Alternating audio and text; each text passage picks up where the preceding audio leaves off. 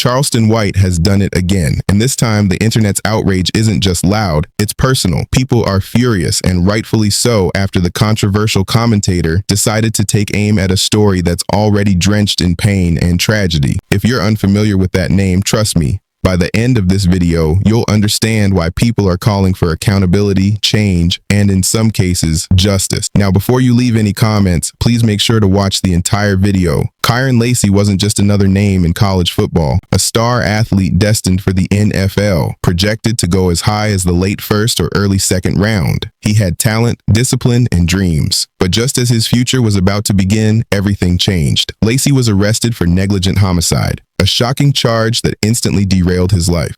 Tonight, former LSU wide receiver Kairen Lacy turned himself in on charges related to a hit and run that killed a man. Lacy declared for the draft after graduating in December. Now he could be charged with negligent homicide. Lacy bonded out of jail less than 2 hours after turning himself in. We were the only news outlet there as he arrived at the Lafourche Parish Sheriff's Office. You can see him enter the building and speak with several state troopers, then get led to the back. The crash happened last month in Jack Bay. State police say a Dodge Charger was driving southbound on Highway 20. The driver sped up and crossed into the northbound side to pass multiple cars in front of them, even though it was a no passing lane. A car in the northbound lane stopped to avoid being hit, which caused the car behind them to swerve and hit another vehicle head on. The Charger sped off, and 3 people from 2 of those cars were taken to the hospital. One 78-year-old man, Herman Hall, died not long after. Investigators identified the Charger as belonging to Kairen Lacy. State police issued an arrest warrant for him, and tonight he turned himself in. Authorities tell us he faces charges of negligent homicide, felony hit and run, and reckless operation. The details surrounding the incident were murky from the start. Eyewitnesses claimed his vehicle was swerving, causing a deadly crash. Lacy maintained his innocence, but the narrative was already written. Fast forward to April, 11 days before the NFL draft, the day he would finally learn his fate. Kairen's story took a devastating turn after an incident involving a family member where he allegedly fired a gun into the ground and fled the scene. Police later found him dead. Former LSU wide receiver who was facing criminal charges in Louisiana died during a police pursuit right here in Houston. Now here's what the Harris County Sheriff's Office is telling us tonight. It started after 11 Saturday night. Deputies with the Precinct 4 Constable's Office were called to a weapons disturbance. Apparently Lacy was having an argument with a family member when he fired a gun into the ground. Now by the time deputies arrived, Lacy had left. 20 minutes later, a unit spotted Lacy's vehicle and tried to stop him. There was a chase that went on for several miles, but ended when Lacy crashed along Aldine Westfield Road. When deputies were getting him from the vehicle, they found what appeared to be a self-inflicted gunshot wound. HCSO believes the shot was fired during the chase. We're told an autopsy will be conducted on Lacy's body. Also, the Civil Rights Division of the Harris County District Attorney's Office will review the results of the investigation once it's finished, which is standard procedure when a death occurs during an attempted arrest.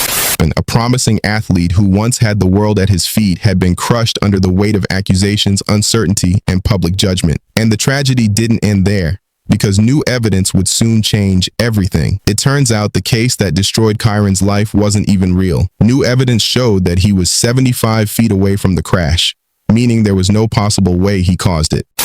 During a recent interview on Homa TV, former LSU football star Kairen Lacy's attorney, Matt Ory, says data and surveillance video shows Lacy was more than 70 yards away from a collision on State Highway 20 in Lafourche Parish that killed 78-year-old Herman Hall in December of 2024. At the time of impact, he's 72.6 yards behind the vehicles at the time of impact. Following that wreck, Lacy was accused of being at fault for the crash and turned himself in to state police in January on counts of negligent homicide, felony hit and run, and reckless operation of a vehicle. At the time of his arrest, Louisiana State Police stated that Lacy, who was driving a green Dodge Charger, illegally passed multiple vehicles, causing a vehicle traveling in the opposite direction to avoid Lacy by swerving and crashing head-on into the vehicle that Herman Hall was a passenger in. Ory says Lacy was too far away to have any effect on the crash. Kairen Lacy did in fact pass 4 cars. There's no disputing that. Further north, Kairen Lacy passed 4 cars. However, He was back in his lane of travel, 92.3 yards. Back in his lane, behind Mr. Hall. In a statement sent to WWL Friday night, Louisiana State Police said in response to the Homa TV interview in part, investigative findings revealed that Mr. Lacy's reckless driving while approaching oncoming traffic led to the events of the crash. The very last line of the report from the district attorney's office says, the evidence submitted in the crash report does not support that Kairen Lacy should have known that his actions were the cause of the crash that happened approximately 72 yards in front of him. He was innocent. That arrest, completely baseless. And that's when public anger reached its boiling point. One user said, Tyler Warner deserves jail time for his role in the death of Kairen Lacy. Another wrote, how about a Kairen Lacy Act? These police need to go to prison when they lie on government records and use coercion tactics. Another called out the DA directly. This is the DA in a Kairen Lacy case who decided to proceed with charges after seeing this evidence. The public's message was clear. Kairen didn't die because he was guilty. He died because the system failed him. And this was one of the rare times where almost everyone, regardless of background, belief, or politics, stood on the same side. Everyone except Charleston White. Kairen Lacy, he done been found innocent, and he done guaranteed a trip to hell. A weak ass, he know he innocent. For to kill my mother for that, and his mama and anybody else who supported him. Everybody who mad about Kairen Lacy. He was a weak ass. He's supposed to die. Charleston White has built a career off of controversy. He's admitted it himself. He's made millions by race baiting and intentionally making people angry. But this time, his words cut deeper. Because rather than showing empathy or calling for justice, Charleston mocked the situation. Now, let's be real. This wasn't the usual clout-chasing commentary. This wasn't political bait or hip-hop trolling. This was a young man, not a gang member, not a criminal, a football player who lost everything because of injustice. And yet, Charleston still chose to say, F. Kairen Lacy. According to him, Kairen's decision to end his life was weak, and if he were truly innocent, he should have fought harder. But here's the thing. Not everyone has the mental strength to endure that kind of pressure. Not everyone can carry the weight of false accusations, public humiliation, and a crumbling future. And to shame someone after their death, that's not conversation. That's cruelty. You talking about? It was meant for him to die. He's not going to hell. Anybody who commits is going to where, boys and girls? Hey, where he's going to ride his boys and girls, Kairen Lacy will ride in hell. You don't let no white man. Hurricane Carter went to jail. The box went to jail for murder he didn't even commit. Guess what he did? Went in the cell in the box. Told him white folks I ain't putting no uniform on. They put him in the hole. What he did? Talk to himself. You don't yourself. Fuck that weak ass.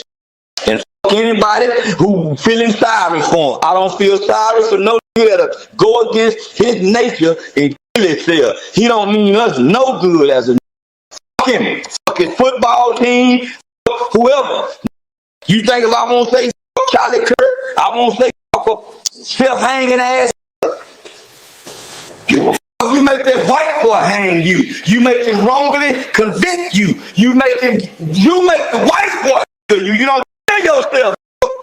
You make the white man kill you. You don't kill yourself. So fuck that. So don't bring that weak ass African American to a real. No real nigga gonna hang himself, kill himself, stab himself. He might jack his off. That's the most the real nigga gonna do to himself. Jack the skin off. Jack it, then it hurt her. But nigga ain't hurting himself. He'll hurt his. He might fuck with no rubber. He might fuck with no rubber.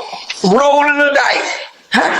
And he might not catch nothing this time. He'll fuck again with no rubber. And hit again. But he ain't killing himself. He'll take all kind of chances with it. Fuck all kind of raggedy little shit with it.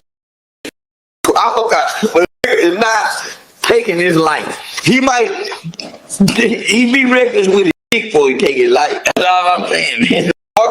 Don't come here. And And the internet didn't take it lightly. One Twitter user wrote, "Boy, I can't wait till they catch this disabled blank." Another said, "Cancel him already. I'm tired of him." But canceling Charleston White isn't as simple as unfollowing him. His money doesn't come from YouTube ads or Instagram sponsorships. It comes from being the loudest voice in the room, from being invited onto platforms because he says the things that make people mad. The more outrage he creates, the more people watch. And the more people watch, the more he profits. This story isn't just about a tragic death. It's about a system that failed. It's about false accusations, rushed judgments, and the unbearable weight of public opinion. It's about a young man who should be playing on Sundays, not being remembered as a cautionary tale. And maybe that's the conversation we need to have, not about Charleston's ignorance or his need for attention, but about how we treat people when the system gets it wrong. Because Kairen's story could happen to anyone. And if we don't demand accountability, if we don't change how investigations are handled, if we don't address the mental health crisis that often follows injustice, then we're doomed to watch this story repeat itself again and again. Kairen Lacy deserved better. His family deserved better. And if nothing else, we can honor him by making sure this never happens again. So now I want to hear from you. Do you think Charleston White crossed the line with his comments, or do you believe he's simply exercising free speech? No matter how hurtful it is, let me know what you think in the comments below. If you find this breakdown insightful, hit that like button, subscribe for more unfiltered hip-hop news, and click on the next video where we dig even deeper into this story.